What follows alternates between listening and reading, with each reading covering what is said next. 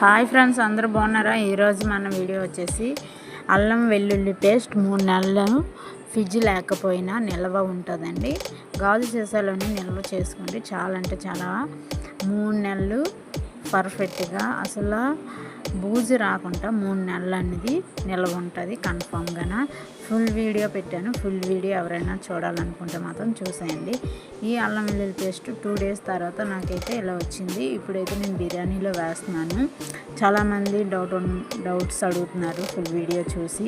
అసలు అల్లం వెల్లుల్లి పేస్ట్ సీసాలోని వేస్తే నిల్వ ఉంటుందా 3 నెలలు?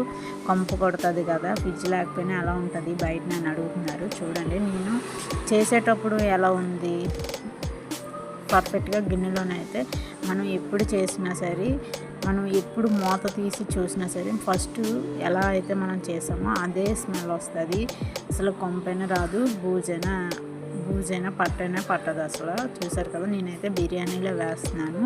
కూరలో కూడా నేను అప్పుడప్పుడు యూజ్ చేస్తాను. మీరు కూడా సడన్గా ఇంట్లో అల్లం వెల్లుల్లి పేస్ట్ అయిపోయింది కదా, షాప్కి వెళ్ళి తెచ్చుకుందాం అనేసి షాప్లో కొనుక్కుంటారు కదా. అసలు షాప్కి వెళ్ళి పని లేకుండా మన ఇంట్లోని గాజు సీసా ఉంటే గాజు సీసాలోని నిల్వ చేసుకోండి. నేనైతే ఎలా చేశాను అనేది ఫుల్ వీడియోలోని పెట్టాను. ఫుల్ వీడియో ఎవరైనా చూడకపోతే మన ఛానల్లో ఉంది, చూసేయండి. లైక్ అండ్ సబ్స్క్రైబ్ చేసుకోండి మన ఛానల్ని.